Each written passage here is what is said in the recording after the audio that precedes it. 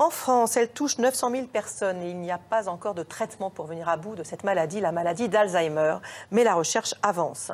Une étude publiée aujourd'hui dans la revue scientifique The Lancet Neurology montre que certaines personnes, pourtant porteuses de lésions cérébrales qui seraient précurseurs d'Alzheimer, n'ont pas développé la maladie au bout de 30 mois. Une observation qui ouvre de nouvelles perspectives, en tout cas qui ouvre de nouvelles hypothèses. Pour en parler, on va accueillir le professeur Bruno Dubois qui a dirigé cette étude, neurologue, directeur de l'Institut de la mémoire et de la maladie d'Alzheimer à la Pitié-Salpêtrière à Paris. Bonjour. Bonjour. Merci d'être là. Avant que vous nous expliquiez ces résultats, il faudrait juste faire un petit rappel, si vous le voulez bien, sur cette maladie d'Alzheimer pour nos téléspectateurs. Très bien, sous votre contrôle. Oui, bien sûr. Ah, le monsieur est de travers. Monsieur, mettez-vous droit, je vous prie. Alors, que voyons-nous? Nous voyons donc un cerveau avec les neurones, les longs axones des neurones avec la gaine de myéline. Et on va voir des protéines qui sont normalement présentes dans le cerveau, dans la membrane des neurones, et qui vont là avoir un déficit. Alors, elles vont se scinder de manière anormale, elles ne vont pas arriver à s'éliminer et elles vont s'accumuler sous forme de plaques sous les neurones.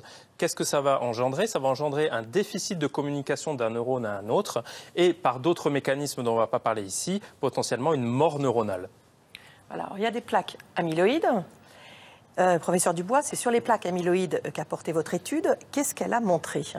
Maintenant, on peut visualiser ces plaques grâce à un système qui nous permet de voir en imagerie les plaques.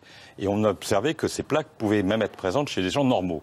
Donc on a eu la chance d'avoir 320 sujets normaux, tout à fait cognitivement normaux, qui ont accepté qu'on recherche la présence éventuellement de ces plaques amyloïdes. Et 88 d'entre eux avaient des plaques et 230 n'en avaient pas. On a suivi l'ensemble de cette population et on a regardé si ceux qui avaient des plaques avaient plus de risques de développer la maladie que les autres. Donc on a comparé ces deux populations, ces deux sous-populations. Et ce qu'on a vu, c'est qu'après 3 ans, seuls 4 ont évolué vers une maladie d'Alzheimer, mais ça veut dire que tous les autres n'ont pas évolué vers cette maladie. Et on a observé que ceux qui n'évoluaient pas, même s'ils avaient des plaques, ne s'aggravaient pas. C'est-à-dire que l'impression qu'on a à l'issue de cette étude, c'est que le fait d'avoir des plaques, certes, c'est essentiel pour développer la maladie, mais ça n'est pas suffisant. Et quand on a les plaques, eh bien, on n'a pas plus de risque, apparemment, de s'aggraver sur le plan cognitif par rapport à une population normale. Et est-ce que ça remet en question, cette étude, l'hypothèse de base de la maladie d'Alzheimer? Autrement, ce lien quasiment causal entre amyloïde et Alzheimer? Ça ne le remet pas en cause dans la mesure où il est évident que ces plaques sont nécessaires. Mais mon idée, c'est qu'elles ne sont pas suffisantes.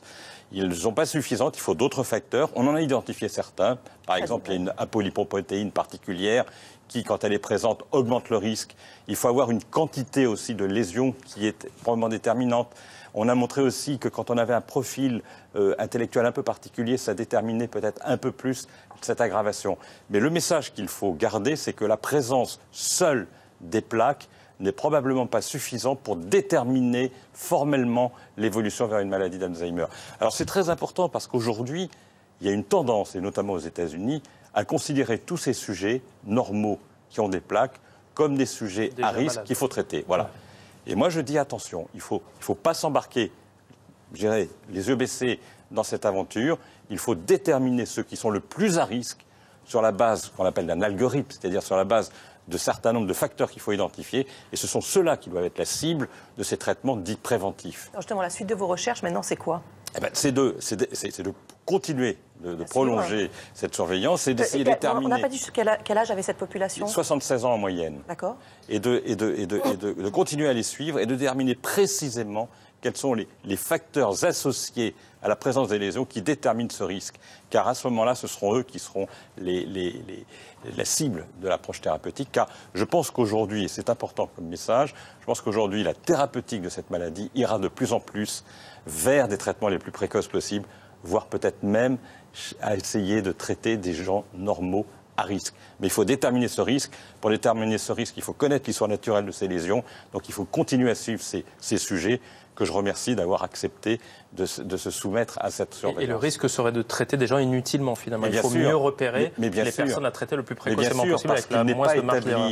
Que d'avoir les lésions détermine formellement la survenue de la maladie. Donc on ne va pas traiter des gens normaux qui n'ont aucune chance ou un risque de développer cette maladie avec des anticorps monoclonaux qui sont potentiellement quand même avec des effets secondaires. Merci beaucoup. Merci.